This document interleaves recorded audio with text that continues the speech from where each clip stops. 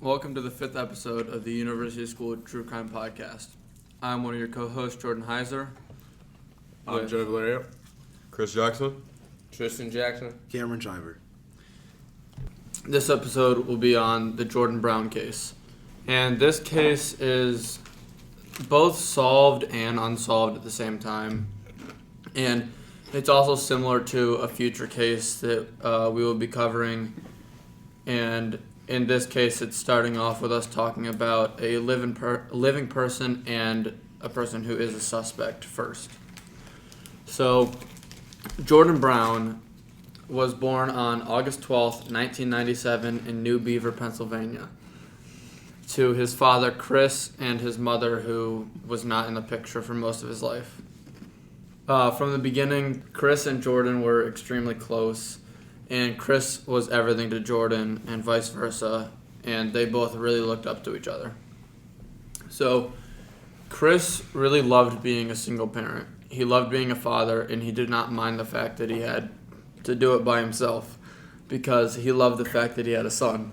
Growing up, so Jordan grew up in an area of New Beaver known as Wampum. This is a very rural area that is about 40 miles north of Pittsburgh, and it's a very small town with less than 1,000 people living there. It's a very outdoors type area, and the people that live there are very into hunting, fishing, water sports, and off-roading. So Jordan's upbringing was apparently completely normal, and there was nothing out of the ordinary that ever happened to him, besides his mother being out of the picture. And nothing stood out to anyone as a red flag with him, and his dad said that he was an, quote, he had a, quote, all-American childhood, and that he was very happy and loved. So he played baseball and football growing up, and he was even the quarterback of his football team, and his dad, Chris, was the coach of this team. So the two spent a lot of time with each other and bonded a lot. So within personal life, Chris worked at the shipping department for Steelite International, which is a local tableware factory. For a while, Chris was a single dad, and he knew he was missing a partner in his life. Eventually, he reconnected with someone he had known when he was younger named Kenzie Hauk. So Kenzie was also a single parent, so they really connected on that level. They related with a lot of things, and she had two young girls, Janessa and Adeline. People who knew Kenzie said she was a, quote, very fiery and fun person. She was described as, quote, funny, engaging, and caring. According to her family, she knew she wanted to be a mom from a very young age. She was one of those kids who was constantly talking about having kids one day, and she really loved her daughters. When she came into Jordan's life, she showed him the exact same love that she showed her daughters. So, Kenzie and Chris started by dating, and when that went smoothly for them, they decided to move in together. Everyone seemed really happy with the change, and they moved into a little farmhouse, and it seemed as if their family was doing great with the whole blending thing, and the kids were really getting along. Not only that, but her girls loved Chris, and Jordan really liked Kenzie a lot. He even started calling Kenzie Mom. Kenzie's family says that she loved Jordan and that she would do anything for him and treated him as if he was her son. So after they moved in for a while, they got pregnant with a child together. This was huge for the entire family. The kids were excited about having a new sibling. Chris and Kenzie were excited to see what their child would be like together. And they recently found out that they were having a boy, and they were going to name him after Chris. His name was going to be Christopher. Jordan was especially excited because he had always wanted a brother. By February of 2009, Kenzie was 8.5 months pregnant. So, February 20th of 2009, that morning, Chris said he woke up a little late, and so he was frantic because he was late for work. Kenzie asked if Chris could stay home that day. He insisted that he had to go to work, and he said that he regrets that to this day. Kenzie was not feeling great that day, so she was still in bed. And Chris then headed off to work like any normal day. During this time, Kenzie was sleeping in the downstairs bedroom, and Jordan's bedroom was upstairs. But after the baby came, they were planning to switch rooms so that she could care for the baby upstairs. Jordan had already moved his clothes to the downstairs bedroom, and according to Jordan, this was a normal morning for him as well. and Kenzie's daughter, Janessa, actually woke him up for school, and he started getting ready like any normal day. He got out of bed and went downstairs, and he went into Kenzie's room because his clothes were there. He grabbed his clothes and went into the bathroom to change for school. After this, he and Janessa were sitting on the couch together, and when the time was closer when they had to leave, Kenzie told them to leave so they would not miss the bus. They went out of the house like normal, out the back door, down the driveway, and to the bus. The bus then picked them up at 8:15 like normal, and Adeline was too young to go to school, so she was still home with Kenzie. At around 9 a.m., some tree trimmers arrived at the house to do some work on the property. According to them, they just got to work and started trimming trees. They then looked over and they saw there was a little girl standing in the front door of the house, hysterically crying. The tree trimmer, who noticed this, was concerned and walked over to her, and as he got closer, he realized she was crying and screaming, quote, "My mom is dead." This guy tried to calm her down and comfort her, and he immediately called 911. So, police work in the scene. So the police got there very quickly, and they went into the house. They found Kenzie still in bed, but the only thing was that there was blood all over, and they thought that she actually hemorrhaged from her pregnancy. It was not until the coroner came in and actually started touching her body and looking closer that they realized this was a murder. Kenzie was only 26 years old. She was shot in the back of her head in her bed. This means that her son, Christopher, was unfortunately murdered as well. They tried to revive her, but there was nothing they could do. Police called Chris and told him that Kenzie was dead. Shortly after, he left for work. They did not tell him exactly what had happened, and they told him it was a horrible accident and he needed to come home. So he rushed home, and when he got there, they told him that Kenzie was gone, and so was his unborn child.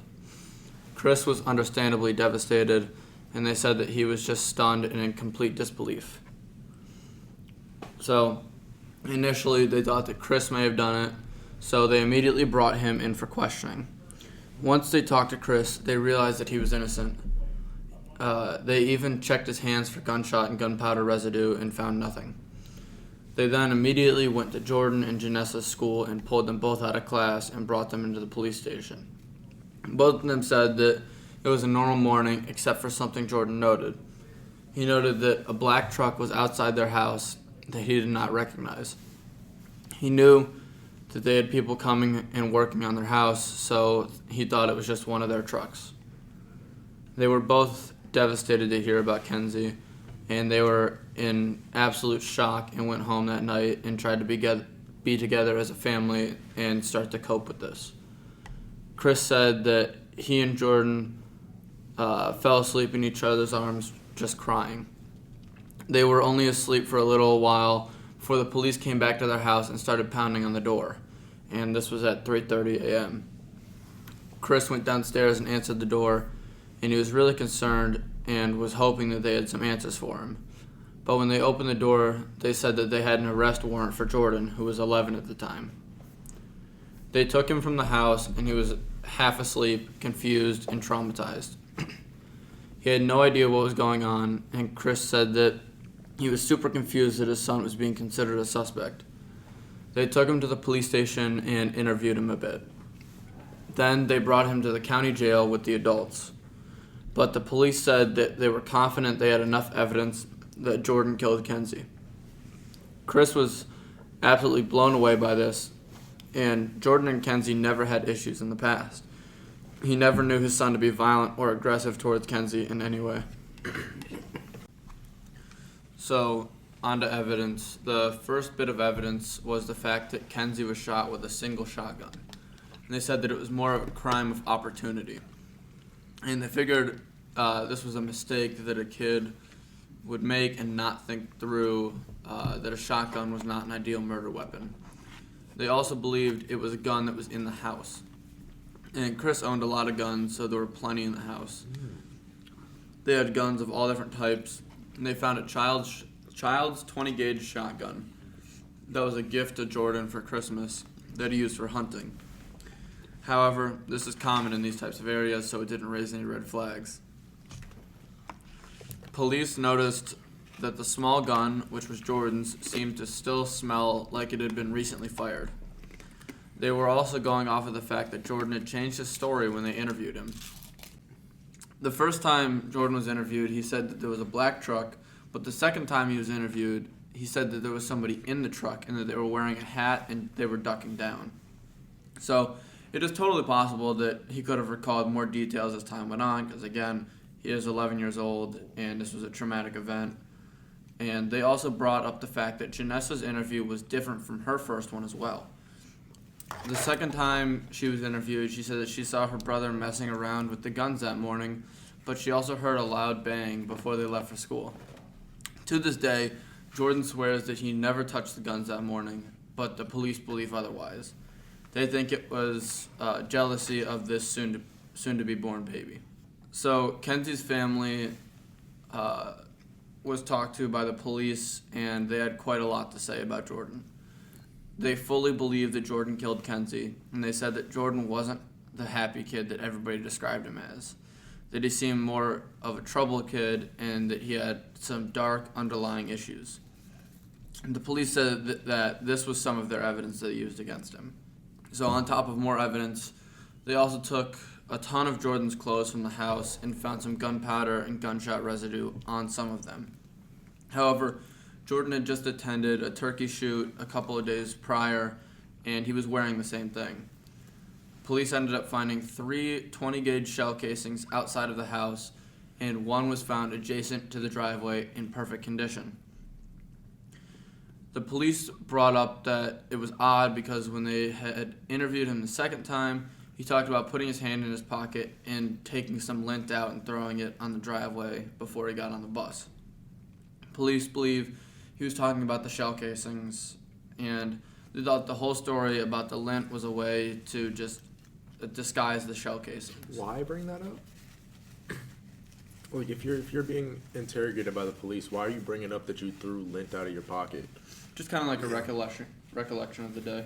Are they just trying to make sure like he knows what's going on that day, or they like? Well, is that interesting to? Because you also have to take it back to the fact that he changed his story from there being nobody in the truck to there being somebody ducking down in the truck trying to hide, which again could have just been more details coming to him. Yeah. But I mean, that's a pretty traumatic event. You never know. yeah, they're really just trying to get a story straight to see if he's telling the truth or not. Yeah, because you also have to realize there are some questions like, what'd you do when you woke up? What'd you eat? Yeah. Stuff like that. Yeah. And he's super frightened in this situation. As a little kid. Yeah. I mean, yeah, he's 11. Yeah.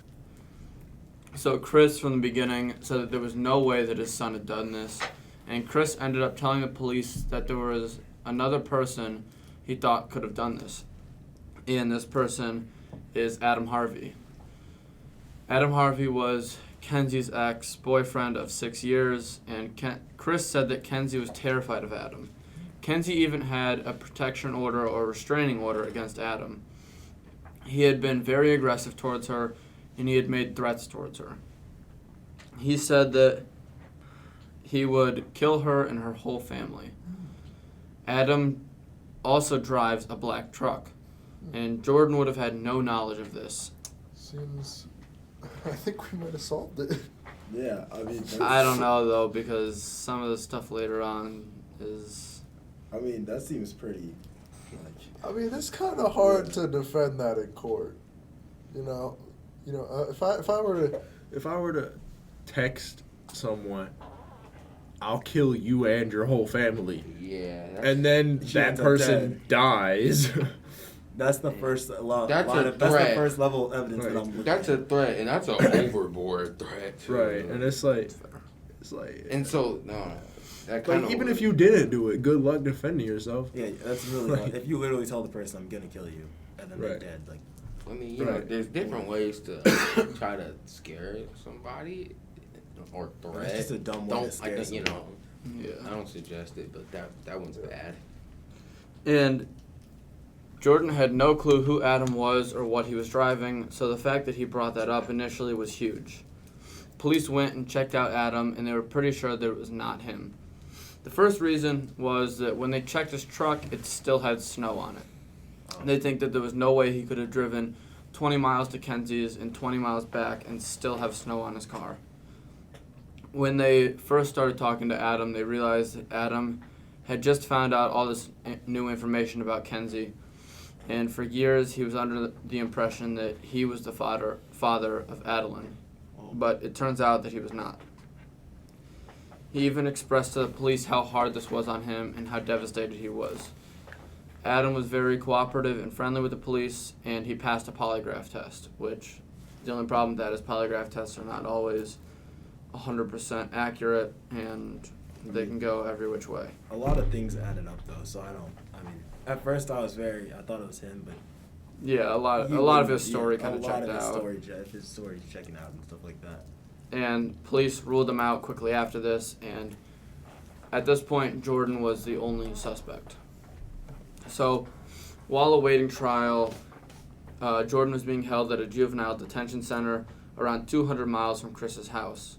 So, Chris would drive 4 hours to see his son as often as he could, and Chris said that he would tell Jordan, quote, "You can tell me, I'm your dad, you can be honest with me." Jordan was always saying he did not do it and never would have shot her. The two of them were hoping that he would be found innocent in court. They made a kid go 4 hours away to no bail for a. Well, to be fair, they also conspiracy. lived in a small town called Wampum in the city of New Beaver. That's true. Yeah. You've never heard of either of those places until right now. That's true. Yeah. What But state is New Beaver in? Pennsylvania. Oh, okay. that's a little crazy for off That's of the a old conspiracy. Making Yeah. an 11-year-old go 4 hours away from his family. But so, in Pennsylvania, murder is not considered to be a juvenile crime. So he'd be tried as an adult, and at age 11 to be tried as an adult is very traumatizing. Yeah. And if convicted, he would be facing life in an adult prison without parole, and it would be the youngest ever to be sentenced to life without parole. My God. And this case picked up some media attention, but not as much as you would expect from a possible 11-year-old killer. Chris sadly ended up losing his job because he constantly was having to leave to go see Jordan. And Jordan was extremely stressed out, as you can believe. I mean, Yeah, any 11-year-old would be. Yeah. Yeah, you know, I if feel you like think you killed, I feel like an 11-year-old on trial for murder might have some stress. Yeah. yeah, Yeah. Being tried as an adult. Yeah. Claiming that you killed your stepmom. you're And- 11. That's crazy. To be in jail with grown men that are 24 and up and there for life or 18 and up. 18. 18. Yeah. That's He was genuinely scared for his life every single day. And time went by in jail for Jordan, and on his 12th birthday, his dad got his whole football team to come and celebrate his birthday at the jail. That's nice. Jordan spent years in jail awaiting trial, and he eventually started taking classes, but he said he was mostly self-taught. He also loved to read, and to this day, Jordan swears he never did anything to Kenzie and never would have. They made him spend years awaiting trial. I mean, that happens on a lot of cases, Off though. of conspiracy, but they made If him it's stay. but the thing is, if it's not like a huge media case like the Yeah. OJ case, Yeah. they'll make somebody wait years. That is like, I mean, this kid's 11, making him wait years in a juvenile detention center. Well, man, to be fair, it could be in an adult detention center. Yeah. If he was like 14 or up. Yeah. Due to the well, a lot of fact times when people are underage, they'll usually wait for and they want Yeah. to try them as an adult. They'll wait for them to turn 18. Yeah. But That's usually you don't see You don't that have with to- 11-year-olds. You and- see that with like 16 or 17-year-olds. And they don't have to Yeah. usually wait in a detention center. They can go Yeah. home. Off of conspiracy. Like, Yeah. they don't even know for sure that he did it. And on the other side, however, Kenzie's family was still completely convinced that Jordan did kill her, and they wanted Jordan to receive the maximum penalty possible. So in August 2011, a judge finally ruled that Jordan would not be tried as an adult, which is kind of weird considering Pennsylvania law is that murder is not a juvenile crime. Maybe because he was 11, they kind of Yeah. switched it up, but I don't know. Yeah, that would make sense for sure. That makes yeah.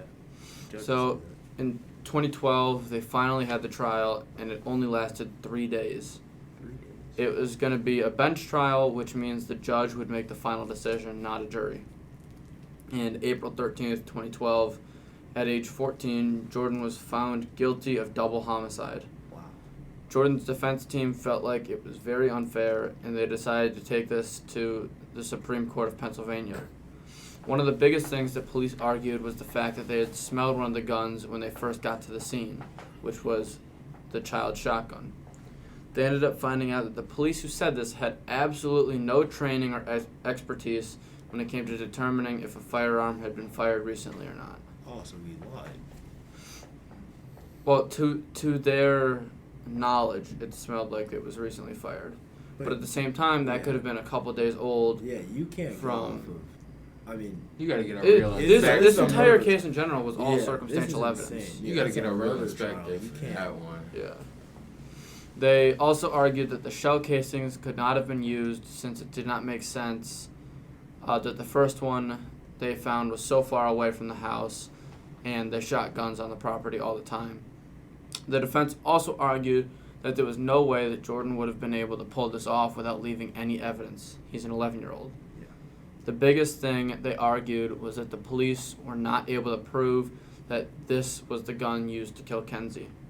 The actual gun still may be out there somewhere, and we don't know it.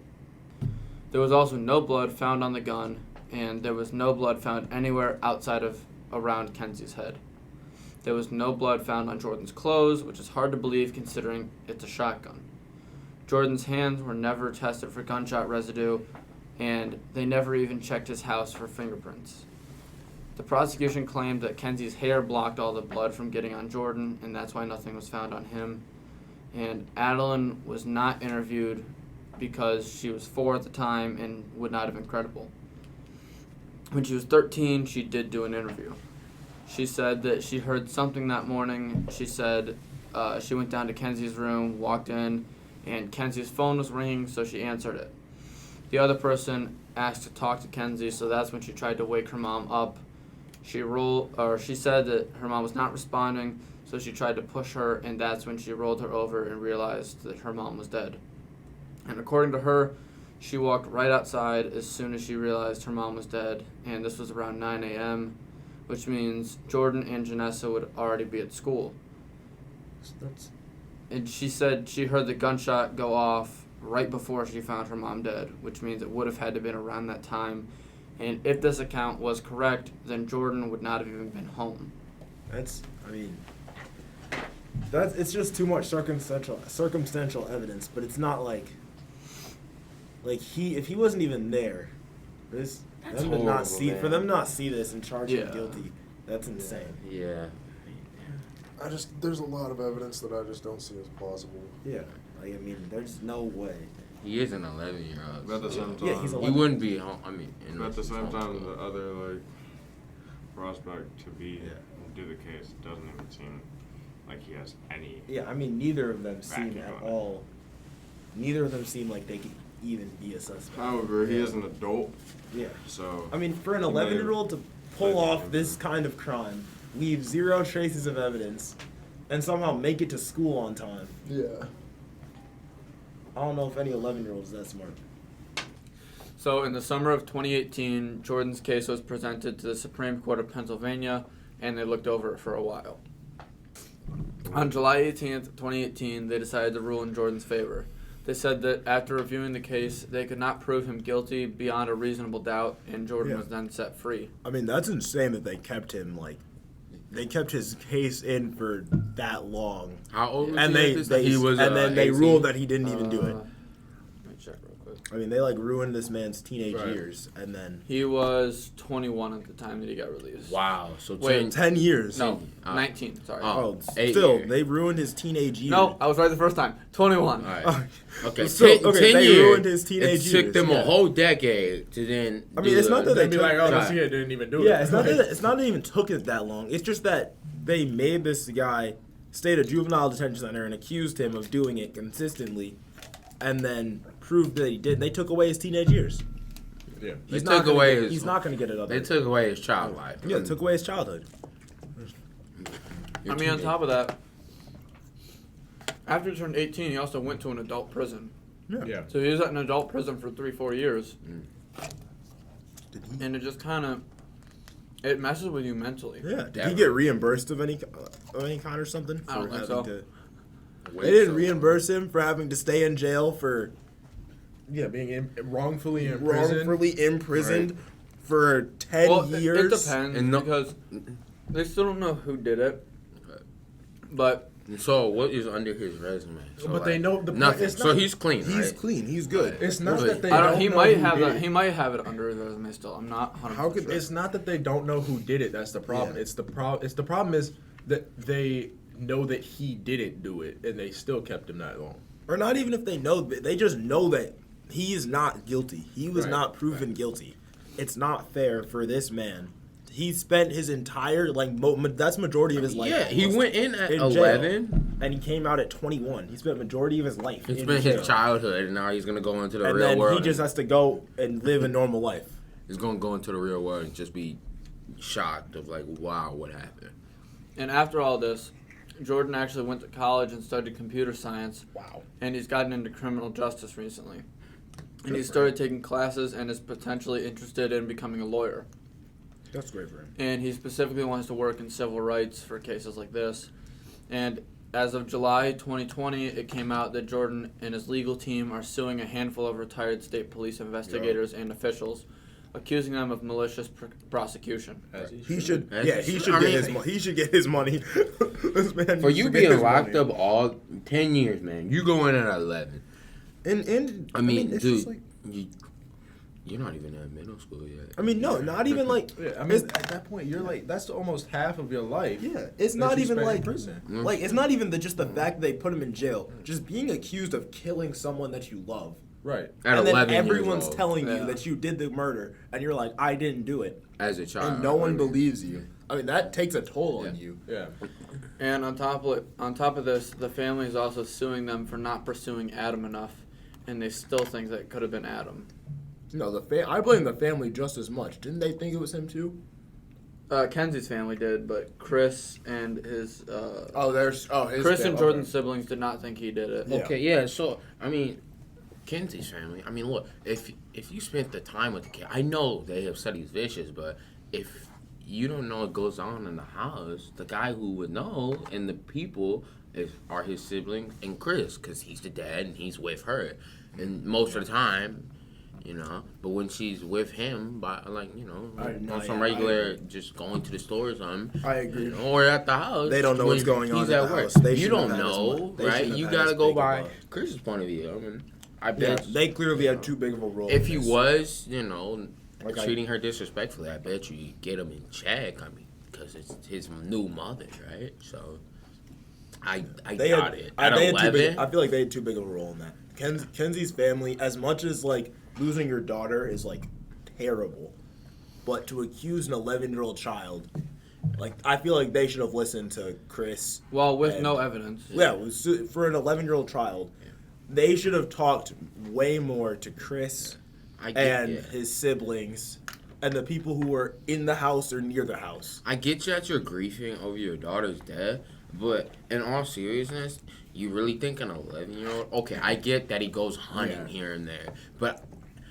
I don't think he would really have the guts. No to do that. 11-year-old. No 11-year-old It's not was even pulling this about off. having Yeah, the guts. no It's 11-year-old not even was about pulling having this the off. guts to do it. It's about no 11-year-old is going to be able to do it. Yeah. And then And this hide all, cleanly. and hide Like all this, the no evidence. 11-year-old is going to be able to do it this cleanly. Like 11-year-olds can barely like steal a cookie from a cookie jar without their Right. parents, without their Or parents like sneak knowing. upstairs to play Xbox Exactly. like, when they're No. not supposed to. Like the fact that this went on for 10 years and they really believed that an 11-year-old could pull this off, get to school, hide the evidence on in some a matter old, of on some and old, make first period on and time. make first period on time. on some Like, old James Bond stuff, man. Yeah, Like, exactly. dude Like- kills them, gets out freely. like there's no way. There's no just no evidence is shown. And right, he gets the first period. way. There's just no way. Bro, That- And on top of that, has no blood on him. Exactly. I'm trying to clean it And up. they bro. really went off of nothing. They went in off this of case. literally nothing. They jumped to conclusions and stuck with that for 10 years. Like 10 years, man. I Over he- that. This Over- man yeah, needs to over he 10 needs to years. get his money. him and his family need to be really reimbursed because Yeah. that is insane. Right. Now, if he did do it, then okay. Now that you know, Even if the then- thing is, here's the But- our criminal justice system. Even if he did do it, if you can't prove that he did it, he shouldn't be in jail. Yeah, and like You even have if he did do it, But, like you they know. can't. Even if he did do it, Yeah. they can't prosecute him again. You can't prosecute him. He's out. They don't know. Yeah. You can't prosecute a guy just to prosecute him. You have to have actual evidence. They didn't have actual evidence. But going And back also in not the to mention, earlier though- stage, though, you gotta get a gun detective, man. Come Yeah. on now Oh, yeah, to that see if the dude gun lied- the shot dude who off. lied about the Yeah. gun. Yeah, Like, I come bet on you now. you He could really go should smell be- a gun that hasn't been shot He off really in should be months sued. and I mean, probably yeah. say I it. don't know. That I feel gun like- could have been shot 2 weeks I ago. feel like Right. That guy People knew. wanted it to be him so bad So that they could just have did answers. everything to make it look like it was him. Exactly. And I think that like even if he did do it, they can't do anything about it. Like, what are they gonna do about it now? So what year was he put in when he was 11? 2008. Right? 2008. It was 2018, right? When he got out. He got out in 2018. He got put in 2009. Okay, so in 2009. Okay, at that point in time, you have the technology. I think you do. Oh, at and that in different point in 2009, time, you yes. definitely have the technology to If be this able was- to Yeah. have somebody or have a machine test the gun and see if it was shot off. I mean, Yeah. I think you do. If this was 1970, I could see this sweeping under. But 2009, that is insane. The only thing is, You have every technology, and you have more now. the only thing is, at that time, like gunshot technology was not Yeah. the best. Like it's pretty good right now. Yeah. And still, the thing with guns is you are not able to get fingerprints off of them cleanly because of the grip. It's like even if they wanted to test that gun for like somebody else's fingerprints, Yeah. they couldn't do it. Yeah. I think. I don't know if there's enough evidence to say that Adam is the one that did it. I don't think Adam did it still. Well, I mean, but You know, my thing is, they never said how much snow was on his truck. Was it Yeah. in the bed of the truck? Was it on the hood of the Exactly. truck? Because like, when I'm driving with a ton of snow, Yeah. even like on my hood, like it doesn't all come off. Yeah, like I just drove Yeah. home yesterday with like 6 inches of snow on my car. Whenever I got home, there was still like 3 inches left. yeah. So on they, like- like, on they like- never fine. said how much snow was on the car. So Right. it could have been like a light dusting. Right. It could have been a heavy snow. Like we don't know what it was. Yeah. yeah, Because And yeah, I when you're think that's driving, a key detail that kind of got swept under.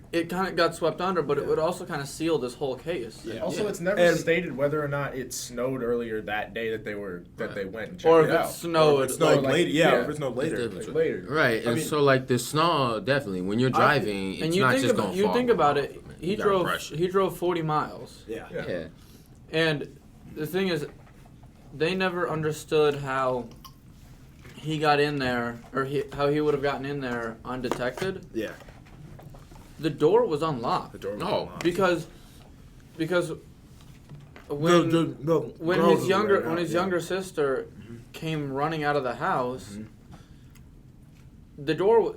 I mean, yeah, She, a well, 4-year-old she left the door wide open, Yeah, a but 4-year-old's not gonna know. But how to- she's not gonna be able to reach up, She's not gonna unlock be the able to door, reach out and then and walk unlock out. the It's door, like yeah. the door would have already The had to door have would been have already been unlocked unlocked. and possibly partially open already. Right. I feel like what happened in this case was they had 2 suspects and they dropped everyone else. Yeah, I feel like that's kind of there wasn't enough forensic. If it There was is not Adam, enough I evidence. think that feels believable because since he did have that threat, yeah, that's and she did have a restraining order on I mean, him. but like Right, it's- you can't just find 2 suspects and you're like, and then completely forget like they didn't check anyone else. well, I mean, to They be fair, definitely- they ruled out the rest of Casey's Jordan's family. Yeah. They definitely had like certain people that they wanted it to be, and they did everything Yeah. in their power to make it That is person. I Right. completely like But then they just wrote everything out. It's like, all right, mean, it's if this you- little boy. He has the Yeah. most connection with her. We're gonna go with him. We don't have any evidence, I mean, but if you- we're gonna yeah, just throw if him someone under the from bus an outside 'cause we source need to looks at do this, something. I don't know many people who are going to be like, yeah, the kid clearly did it. Like I can't see many people saying that the evidence that they had is good enough where he could even be. I don't even know if he should have been tried. Like I mean, Yeah. not Like, not that- trying to like justify how Kenzie's family accused him of it. Yeah. But I mean, they did go through a traumatic event, and they were Oh, trying. yeah, They were trying to 100%. get answers. Yeah. And in their mind, because he was the only suspect they had at the time, Yeah. I think they just kind of went along They with just it. went along with it. Yeah. But I think I if wonder- they, I think Stretch if they it had out a little realized, longer, yeah, that, right? and I, I think mean- if they had realized that Adam was still possibly a threat to Kenzie, They they would have said that it might have been him. I mean, But because they only had one Yeah. suspect, what are you gonna do? Say I keep know. investigating the case, or are you gonna get answers by saying that it was them? I know. I yeah, usually would have remorse for a family going through, but a I 11-year-old. can't think like yo, I come can't on, think of a man. person who would In their right mind, in would their accuse right mind an who would 11-year-old. accuse an Right, 11-year-old man. of doing this crime. Yeah, especially when it's a Yeah. family member. Right. Exactly. Like- And not only like they have to have some kind of connect. Like there's no way they didn't know this kid. They had to. They were together for how many years? Were Kenzie and Chris together for? I think it was a few. A few years. Okay, so a couple And years. they- You're spending a yeah, lot of they days knew together. about You're this kid, bonding. You're obviously. talking back and Like forth. he's their family Yeah. too. To just like go off the rip and say that this kid didn't also love Kenzie. I mean, dang. Right. Like they were Like, basically just love going her out like a on a mother, limb and 'cause- saying that he's the one that did it by Like, association. Yeah, like I can't feel remorse for and this it's like family. it's like for I all can't. I know, it could have been one of Kenzie's daughters. Yeah. Like they could have been messing 'Cause around thinking their it number wasn't one thing was loaded and jealousy. then shot Yeah. it. Their number one thing was jealousy too. I mean, Like maybe I'm not her saying- own daughters. yeah, I mean, I'm not were- saying like that they I'm not did it, I'm not but- gonna accuse them. yeah, of I'm it not gonna because accuse that'd be them of wrong doing in general. it, but Yeah. But I mean, but like they're about as another yeah. suspect, you could put them in there. Yeah. So I mean, They're about as guilty. I mean, from the They're evidence about as they guilty have, as Jordan they're about is. as guilty as Jordan was. They have no more evidence on Jordan But that's than just- they did on the. you than know. they did and they on her didn't even dog. test the shotgun shells for fingerprints. And it's definitely Because if outright he had wrong if he had that you thrown do the an casing on the 11-year-old. ground, his Yeah. fingerprints would have been Yeah, on it. but They have- definitely you cannot just settle an 11-year-old. You And, can't and settle hold for- him no. for 10 years. 10 okay. years, like, now they if took he did it, this and kid. I need if you don't have the information now, let him go, let him live his life, and then if you That's- find out the information that's that what- he did it yeah. or I Adam thought did, that was a little then weird, too. lock him up when he's a Usually- grown man. Don't take his life away. Usually They just don't when have it's- the They didn't information. actually have enough evidence to actually. Usually, when it's convict a kid, they'll let them go, don't they? Like they'll let them. I mean, they'll let them if they don't have evidence. depends on like the if crime. you're bailing them. Right. If it's like Oh yeah, for if murder it's you like can't be if it's bailed, like right? robbery, Yeah. then like I know, yeah, but then if yeah, he you if could he get bailed if for he it. did do it at 11-year-olds and murdered murder him, is a whole different You can't thing. be bailed out for murder, I right? know, but you're 11. If you did, It depends It's on your really high. If you It's really high. if it's like accidental homicide, then they. But this well, was then a- that's this was a that's cold- manslaughter. this was a- I Well, mean, yeah, it was like vehicular. This was like a manslaughter or something. cold like. This was a cold Yeah, murder. this was Yeah, It was a like murder. this was intent. Like you don't accidentally. Yeah, you don't accidentally fire a shot. Unless it's a young Yeah, child. which I mean, they should have looked at the possibility of it like, being. come on, man. How are you just gonna? You're gonna I hold can't. him. You're gonna detain You can't him just for try an 10 years of 11-year-old. his life, You dude. can't just try an 11-year-old and force him to spend his 10 life. years, man. Right. 10. It's not even like it's like something that like maybe They're straight down. they had straight up no evidence. None. They all their evidence was just. It was all maybe he did circumstantial. this. Maybe, yeah. Like It was might have all done this. it was all situational stuff. If he was here at this time Yeah. and did this at this time, and his sister said that this had happened at this time, then he's But then he's Go guilty. back to that point. He's 11 years old. If he does this and he gets to school on time, Like, Well, he went on the bus though. I know, but Still you- though. eh, there's got to be some he written would have for to- mass left. Like, if you you think don't of that, clean that up. he What would- time are you waking up at, man? This kid would have to And- wake up. Right, and like according to His- his sister, Yeah. it was like a bang bang thing. It was like Bang. She goes. she to the room. heard it, she walks down, she finds her mom dead, and then they get on the bus. Yeah. I mean, it wasn't like a. Or no. It said And then that, and then she ran outside. and then her account was that like, Yeah. that all happened, and then, they were already at school. Yeah. So if that's true, then it could have been Adam. And they asked her 9 years later. Like I get it. Well, when you're a 4-year-old, I completely get that. But they waited 9 years to ask her. yeah. Like, you're gonna try an 11-year-old, but you're not gonna ask an 11-year-old. Like, they could have asked her this. How many years? 5 years earlier? 6 years? I think an 8-year-old can answer that question. I mean, you're trying an 11-year-old. Yeah, right you're now. trying an 11-year-old at this moment in time. Why not, ask the 8-year-old who's a witness, I mean, Exactly. at this point in time, right? You're already trialing this 11-year-old who did it or did not do it, and we're going with he did not. I'm going with he did not. So go ask the 8-year-old. She's a witness. Exactly. I mean, you know, that just makes sense to me. If you're gonna do a minor who's that young, then ask another one. I mean, at that moment in time, you can't just let it fly in 9 years. Okay, she could definitely have a different opinion on it because she sulked. You know, for that time, she was there. you know, she was like sulking about her mom's death forever, right? So Yeah. opinions can change and thoughts and anger build up, and then you change your mind, like, oh, he killed, right? Exactly. So, it's just all wrong. It's all wrong. I agree. And so this is the end of the 5th episode of the University School True Crime Podcast.